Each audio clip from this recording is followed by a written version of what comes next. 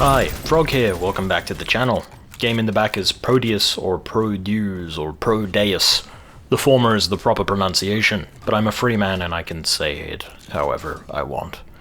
Anyway, review later. Today's philosophy topic is about who you are and changing who you are. Not deep at all, it's only a fundamental aspect of identity and connects to every single facet of your life, so it's something we have in daily conversations, obviously. So who are you exactly? What are you? Modern day thinking tends to veer into several different directions regarding these questions, and it's always up for debate. You are a product of your environment, your genes, your experiences, your personality is generally fixed, your fate is set based on the parents you had, etc. All pretty interesting, and all with some value because all of this has a big influence on who you become in the future. I think that is very, very obvious. That said, it's very changeable. And this is where people get dicey because people have very different opinions on what identity and consciousness actually are. For me, it's pretty simple. Identity is the kind of person you have decided to become. It's influenced by your environment, experiences, and your past, but in the end, you decide what you become, because you have free will. All the determinists have now run out of the room. Let's continue. We have the ability to choose, and this ability isn't relegated only to the world outside of us, but the mental models we build that frame how we see the world. Let me repeat that. We have the ability to choose, and this ability isn't relegated only to the world outside of us, but the mental models we build that frame how we see the world. People tend to mess up the idea of free will, however, because they think free will somehow is defined as you being able to be or do literally anything. That's not free will, that's just daydreaming bullshit. You can't be a frog. I can because I am special and I am an online presence. I'm not real. However, in the real world, people can't be frogs. Things are what they are. You can't change a lot of your fundamental hardware because that is how it is. But your ability to make choices within the limits of reality is free will. This includes how you think, how you perceive, how you act, etc. You make a conscious decision to do things just as you can make conscious decisions to be a kind of person. Now, what kind of person do you want to be? How do you change that? Again, I go with the practical here, and I'm using an example that is all too common to hear about in many self-help areas, especially for dudes. Porn. Yeah, we're gonna go there. I don't think porn is actually bad. It's like junk food, but just for sex. Once in a while, it's not really a big deal, but making it your daily go-to for sexual release tends to breed apathy and slothful behavior. That said, people create things like the no-fap movement that abstains from porn because it's a terrible beast that ruins people's lives. Or, on the opposite, people deify it as some kind of godly goon cave goddess. I mean, I get it, I like naked women too. But you gotta cool it with the death grips, you're on the edge. Fuck. Let's focus on how these ideas fail to address issues and get to a solution. The nofap crusaders vilify porn as the reason things have gone awry in their lives, and when people get off porn, it's hard to not talk about this and make unintentional puns. Anyway, when people get off porn, they find their lives tend to improve because they're doing other things beyond just jerking off. It's then concluded that the porn is the issue, and it's like an addictive drug. On the contrary, this isn't the core issue. The reason people do better outside of porn is because they decided to do something else other than watch porn. Porn is not an issue when people are conscious of their decisions. Porn, and anything else in life, like junk food, is only an issue when you choose to indulge in it as a person. You have chosen to be the kind of person that indulges in porn to an excessive degree. And conversely, you fail to address your potential underlying mental models that probably associate your sexuality as some kind of negative or shameful thing. The reality is, we generally live in a sex-negative world, and a lot of people consume porn in secret and feel a lot of shame, using it as essentially a sinful release of something that they're not supposed to feel good or happy about. This is also how people get back on porn, because they shun the very thing they fundamentally desire without actually addressing the internal belief system that it is a bad thing when it isn't. Sex is a need, especially for guys. Porn addresses that need to a limited degree. But if you have built in the idea that your sexuality is something that must be hidden and shamed, then you have a problem. You are attacking your needs. In your head, you've made the decision that you are the kind of person that should not want these things, despite having the need for it. NoFap does not address this. It replaces the habit of porn with something else, but it doesn't illuminate these methods of thinking and creates a moralistic crusade against something that's been around basically since the caveman days. I actually recommend the book from Dr. David Ley. It is called Ethical Porn for Dicks. It is a great title, and it talks a lot about the existence of porn and how long it has been in modern society. Digressions aside, let's get to the other point. On the other hand, hardcore sex fiends will deify porn and often use it as a means of escape. This problem is embracing it to its fullest, but as a way to cover for underlying problems most of the time. Maybe it's shame, depression, apathy, because look, let's face it, a lot of people watch porn because they're bored, not horny. But ultimately, the deification is when a person decides to become the kind of person that escapes the rest of the world in favor of junk food. And look, I have a lot of sympathy for this kind of activity. The modern dating scene absolutely sucks balls for a lot of people. It's mostly fake AI nonsense nowadays, and everyone is depressed and mentally unstable half the time. I'm not judging that people choose to go this route because it's your life in the end, but what I want people to do is to be more conscious of their choices and how it defines what kind of person they are. But the topic of the video isn't all about porn, and I've talked about it enough. It's just a good example.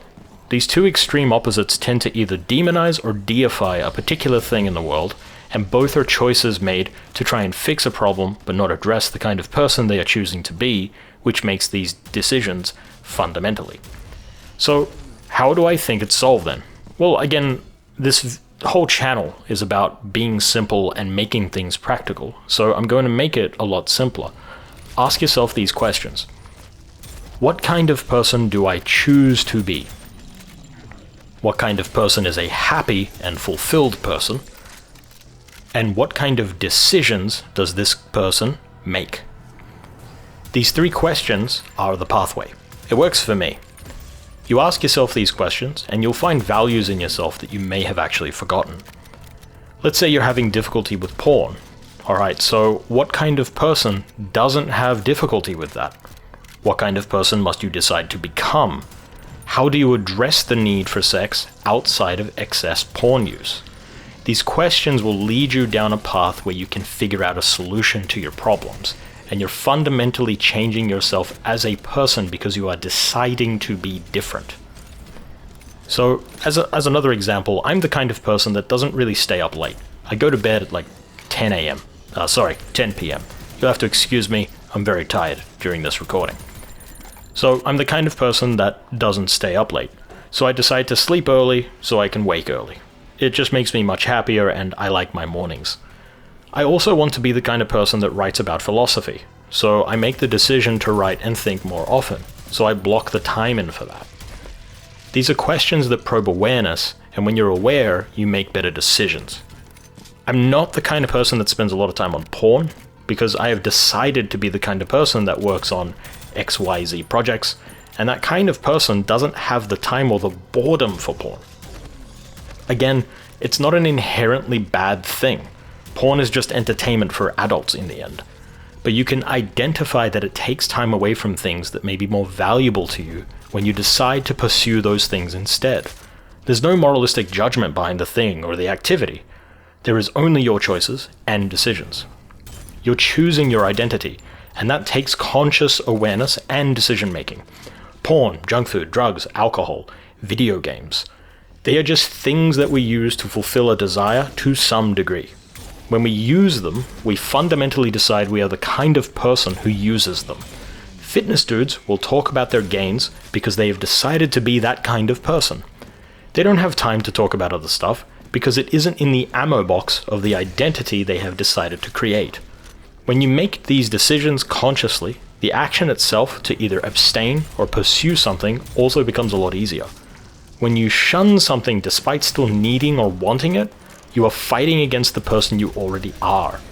To change this, you must decide to be different. This removes all power from the desires you have, because you become fully in control and responsible for your own actions. Your mental model and your framing of the world is everything.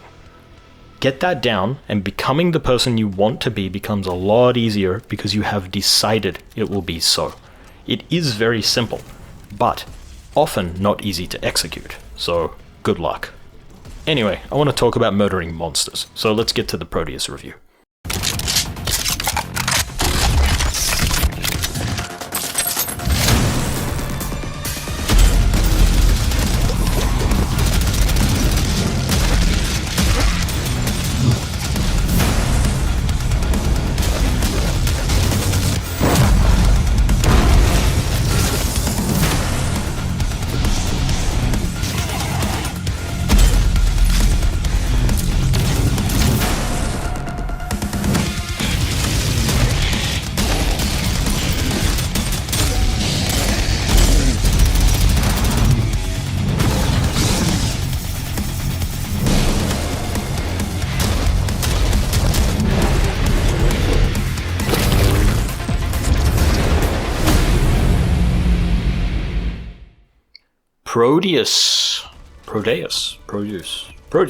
Prodeus, whatever. I actually almost forgot what the actual pronunciation is there.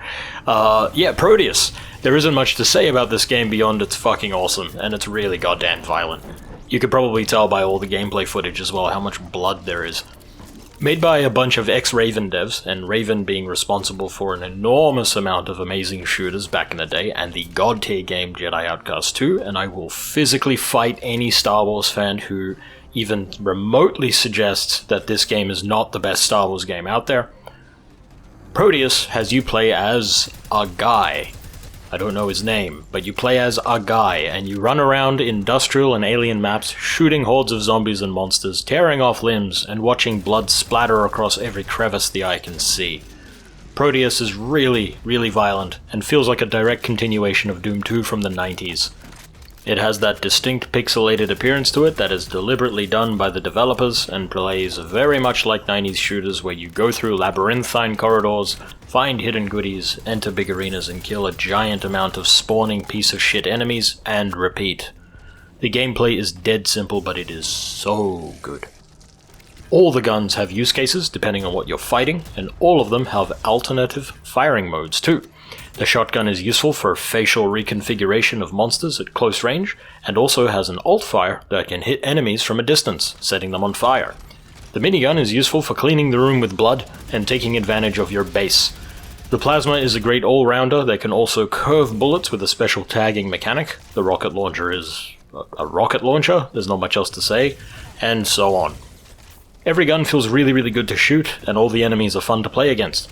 There's a good variety of enemies in this game, and some of them feel like straight-up rip-offs of Doom, like the zombie, the fireball-throwing imp, shotgun zombies, the pinky, etc. But this is fine. Killing things is fun.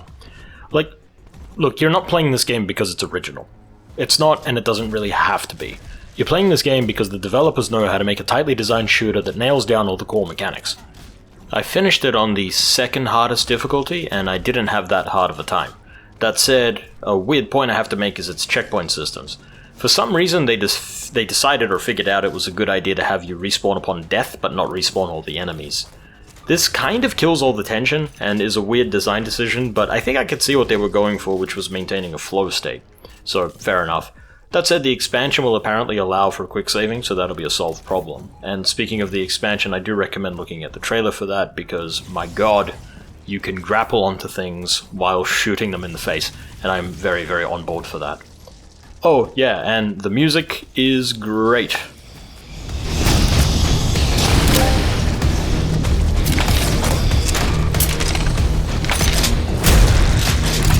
Lots of heavy metal and synth put together, which dynamically changes depending on what's happening, with higher intensity stuff kicking in when in a fight.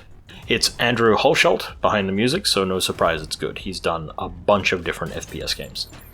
Anyway, highly recommended. Maybe you can decide to be the kind of person that plays games like this, because they're good and better than most of the AAA slop out there nowadays that requires an RTX 5090 XT Premium Plus $5,000 graphic card to run, even on rasterization basic, 320p fucking resolution, and go fuck yourself.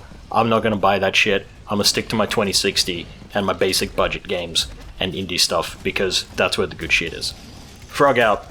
Thank you for watching. And buy on GOG.